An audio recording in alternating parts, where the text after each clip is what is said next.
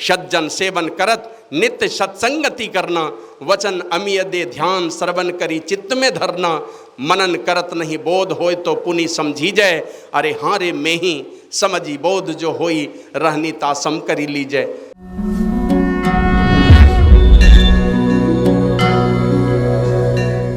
भगवान वाल्मीकि कहते हैं भगवान श्री राम को, ए राम जी, जिनकी आंखें हों चातक पक्षी के समान। और चातक पक्षी की आंखें क्या होती है? बस टकटकी लगा करके बस निहारती रहती है, कब वो स्वाति नक्षत्र आए, कब वर्षा, मन बादल को देखती रहती है, चंद्रमा को निहारेगी, बादल को देखेगी, टकटकी लगाकर देखती रहती है।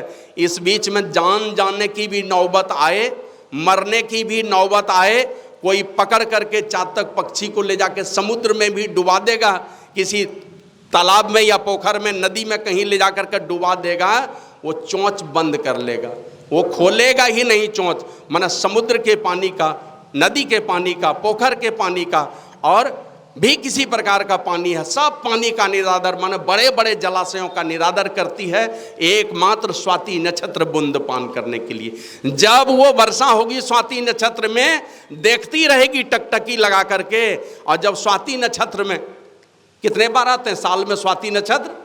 साल में ही एक बार, और उसी एक बार में ही 15 दिनों में वो देखती रहेगी वो चातक पक्षी टकटकी लगा करके।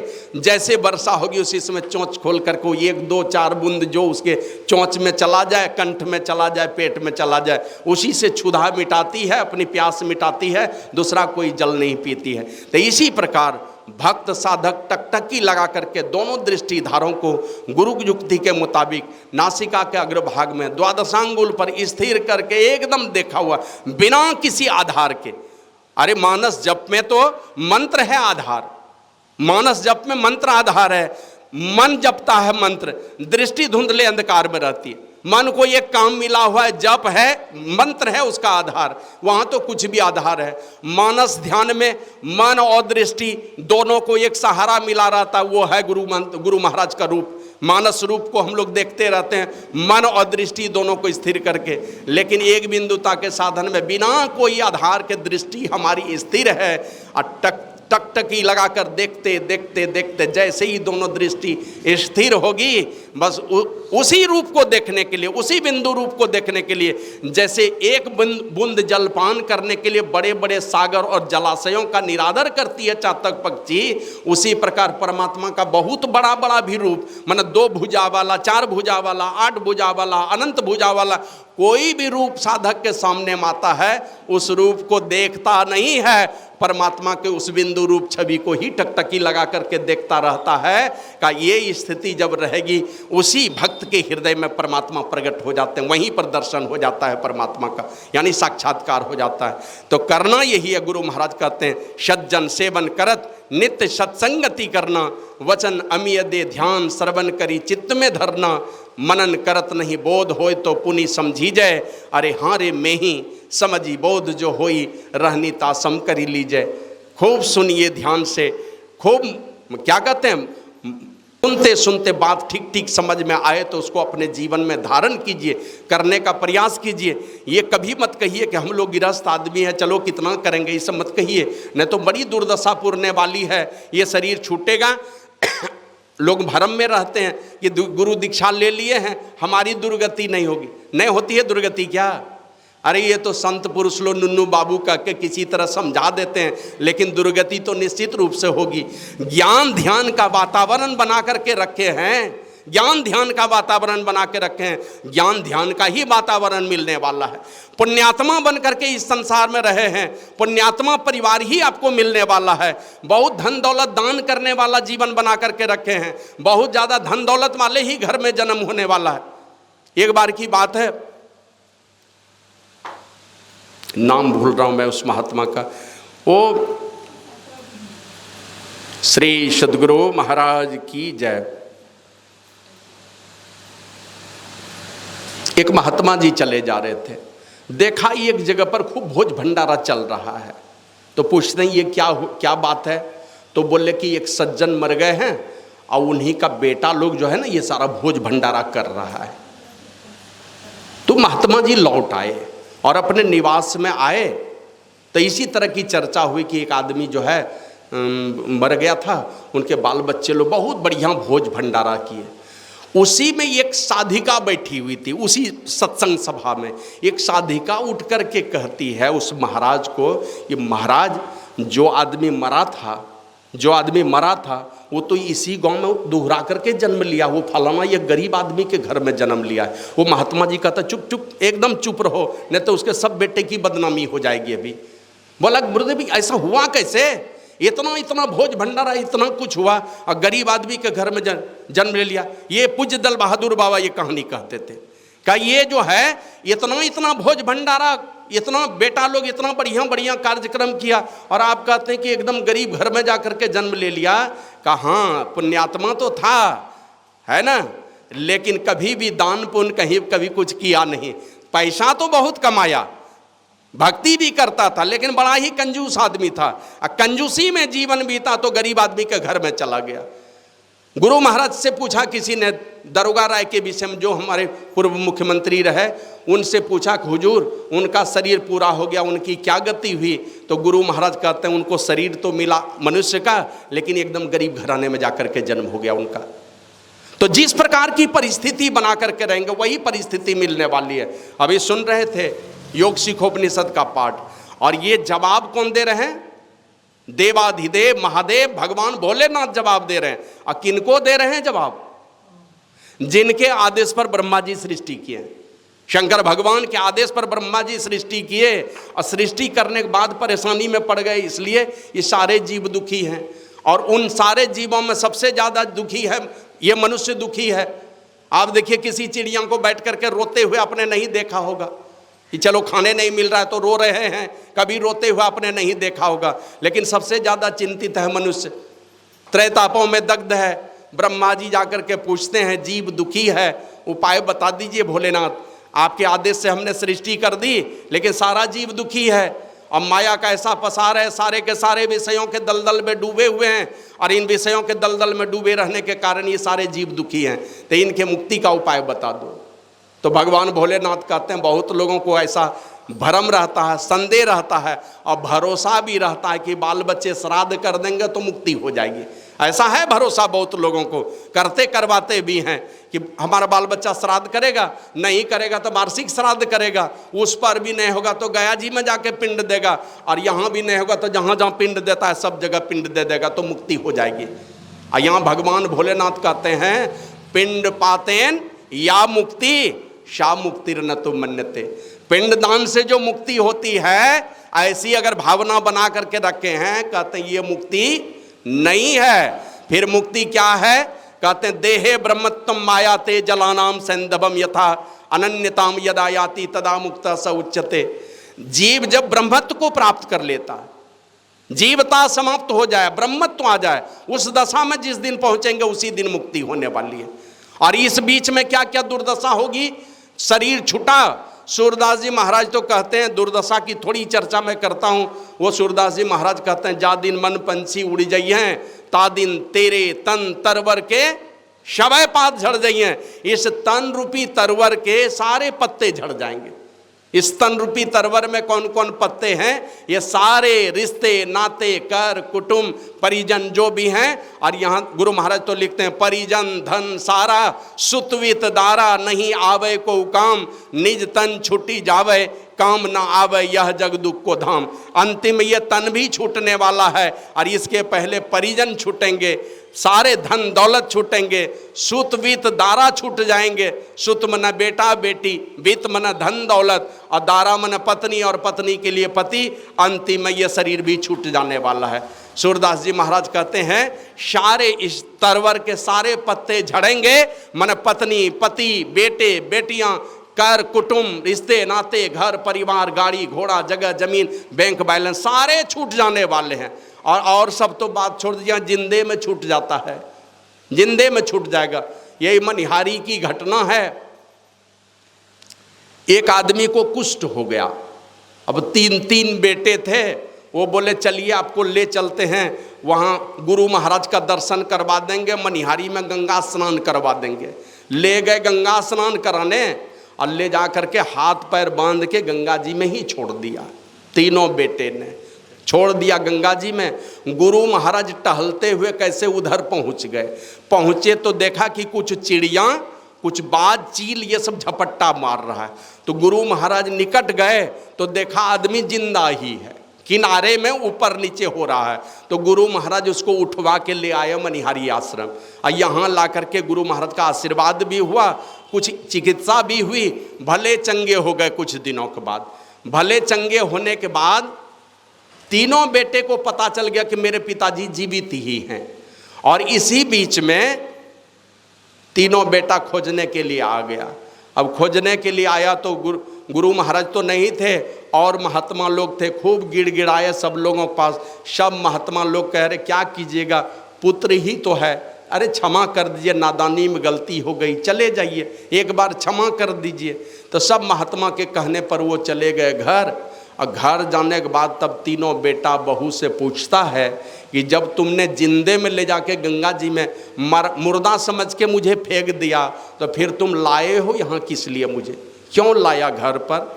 तो वही कहा कि पिताजी आपके नाम से स्वतंत्रता सेनानी सम्मान पेंशन स्वीकृत हुआ है, आपको नहीं लाएंगे तो निकासी कैसे होगी, उसके लिए उठा के लाया। फ्रीडम फाइटर का पेंशन सेंक्शन हुआ, इसीलिए उठा करके लाया।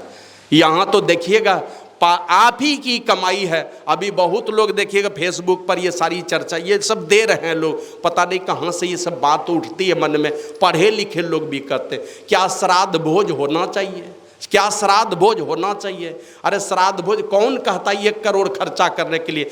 पढ़ लीजिए शास्त्र को, उसमें तो लिखा है 11 पवित्र ब्राह्मणों को भोजन करा दीजिए।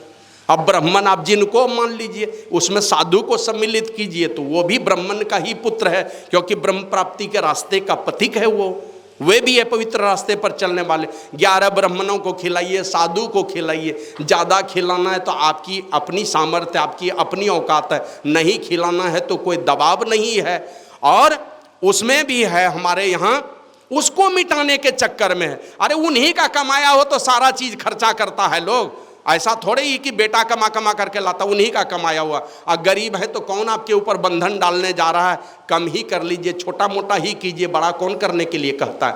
और उसमें नियम भी, अगर कोई गरीब आदमी है, उनके यहाँ से श्राद्ध का निमंत्रण मिला है आपको, तो आप जाइए उनके यहाँ और जो चीज़ खाइएगा उससे अधिक आप लेकर के जाइए। इसीलिए लोग अपने घर से चावल दाल ये वो सब लेकर के उनके घर पर जाते थे, उनका कर्जा लेकर के नहीं आना।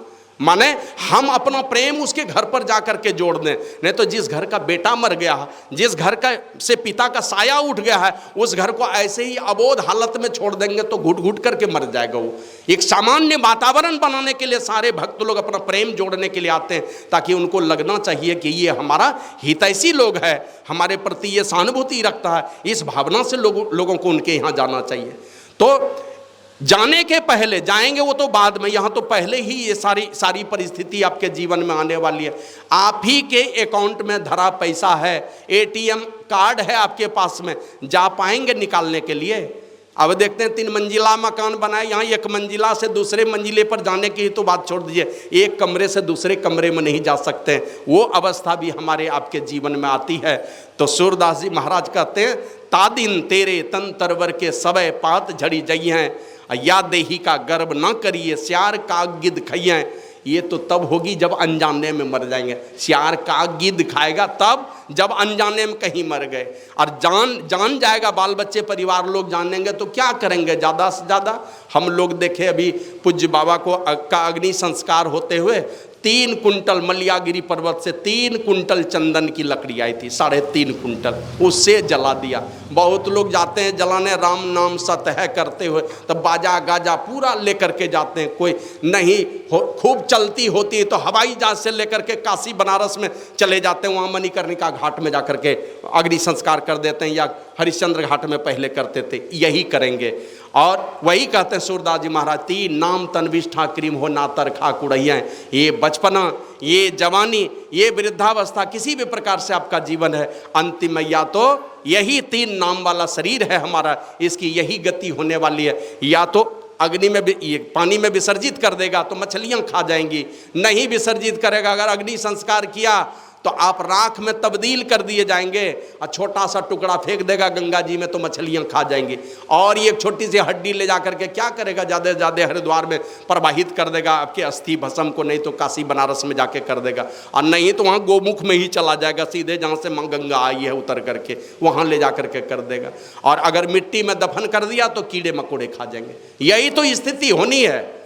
तो इसलिए सूरदास जी महाराज कहते हैं, कहाँ वह नयन, कहाँ वह शोभा, कहाँ रंग रूप दिखाइए, और जिन लोगन सो नेह करत हो सो तो ही देखी गनई।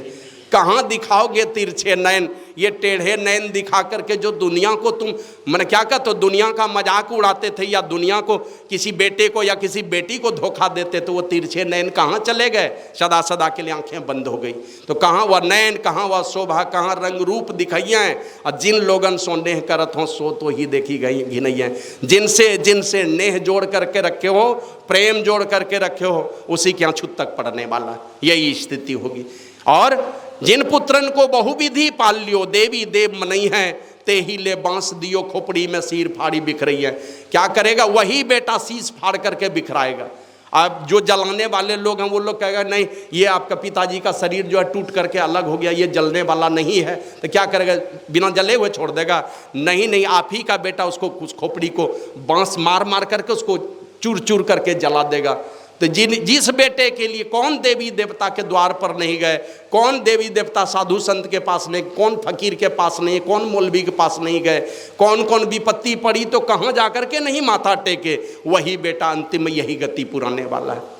तो जिन पुत्रन को बहुविधि पाल लियो, देवी देव मनई है, ते ही ले बांस दियो खोपड़ी में शीश फाड़ी बिखरई है। शीश फाड़ करके बिखरा देगा, वही जला करके राख बना देगा, और थोड़ी राख बचेगी तो एक बाल्टी पानी देकर विसर्जित कर देगा, पता ही नहीं रहेगा आप कितने पढ़े लिखे विद्वान थे, कि आप कहीं मूर्ख आदमी थे, अनपढ़ आदमी थे, ये भी पता नहीं चलने वाला। और वहाँ से आएगा घाट पर, और भगवान कृष्ण ने तो कहा कि ए अर्जुन, तुम कितने विशेष आदमी हो, कितने बड़े आदमी हो, ये मेरी माया इस प्रकार की है नहीं इस संसार में, तुमको भुला देगा लोग। 10 दिन 15 दिन बीतेंगे, बाबा कबीर तो कहते हैं कि जब लग जीवे माता रोवे, बहन रोवे 10 मासा, और 13 दिन तक तिरिया रोवे, फिर करे घर बासा। कितना दिन रोएगी, 13 दिन के बाद फिर घर में बास करेगी, तुमको भुला देगी दुनिया। कितना हो तुम महान हो, तुम कोई दुनिया याद रखने वाली नहीं, सब भूल जाएगा, बिसर जाएगा। हमारे घर का कोई मेंबर भी कभी विदा होकर के गया, बोल चूक से कोई हैं ऐसे जो उनके वियोग में जीते मरते हैं। अभी हाल ही में सुने होंगे, कीर्ति चक्र से सम्मानित किया गया, महामहिम राष्ट्रपति महोदया ने किया उनको, अंशुमान सिंह। सियाचिन के ग्लेशियर में वो कुछ साथी मैंने जहाँ रहते थे वहीं पर आग लग गई थी, उन साथियों को बचाने में ये अंशुमान सिंह मैंने दुनिया से चले गए। और उसके मैंने क्या कहते हैं, 4-5 घंटे पहले अपने पत्नी से बात हुई है, शादी हुए शायद 4-5 महीने हुए थे, और 4-5 घंटे उस दिन बात हुई, और बात यही हुई कि हमारे बच्चे कैसे होंगे। 50 वर्ष का पूरा बजट बनाया उन्होंने, हमें ये करना है। इंजीनियरिंग कॉलेज में दोनों की मुलाकात हुई थी, पहले तो मैंने एक दूसरे को चाहने लगे, 8 वर्षों के बाद शादी के लिए लड़की ने हाँ भर दी, और शादी होने के बाद वो जो गए, बस यही 5 महीना ही पत्नी के साथ रह पाए, और वो गए तो उधर ही दोस्त को बचाने के चक्कर में वो रह गए। तो ऐसे लोग हैं जिनके लिए जीते हैं मरते हैं, पत्नी उनके वियोग में रोती कलपती रहती है, वियोग में रहती है, नहीं तो कौन है किनको याद करने वाले। माँ कभी कभी बेटे को याद कर लेगी कि हमारा बेटा भी था, कोई इस घर में बड़ा बेटा, उनके नाम पर भी रोती है, कोई है, लेकिन दुनिया इस प्रकार जालिम है कि आपको भुला ही देने वाली है। तो सूरदास जी महाराज कहते हैं, जिन लोगन सो नेह करत हों सो तो ही देखी नहीं है। और इसलिए कहा, घर के कहत सवेरे काढ़ो भूत होए घर खइए। घर के लोग क्या कहेंगे, कितना बढ़िया आदमी थे, क्या कहेंगे, घर में ही रख लो।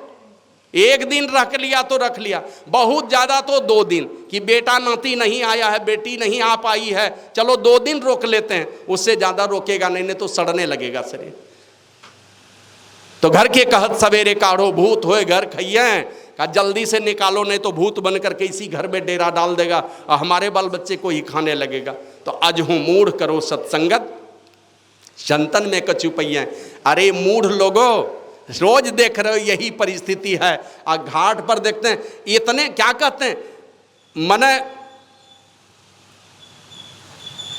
दानवी प्रवृत्ति कहाँ से आती है इस प्रकार का? जाएगा वहाँ घाट पर, ऐसा ऐसा फरमाइश करेगा खाने के लिए, पता नहीं कौन सा भोज खाने के लिए वहाँ पर गया है। एकदम हलवाई लोगों को भी देखे ना, एकदम कच्चे पक्के मोटी मोटी जलेबी बना करके दे देगा, दे रहा है। एक आदमी को हमने देखा थर थर थर थर काँप रहा है, जाड़े का दिन था, मैं गया था अपनी माँ के अग्नि संस्कार में, थर थर काँप रहा है, मतलब दांत इस तरह से खटखट खटखट आवाज़ आ रही थी, पूरा शरीर हिल रहा है। अब मुझे लगता है 20-30 जलेबी खा लिया उसने।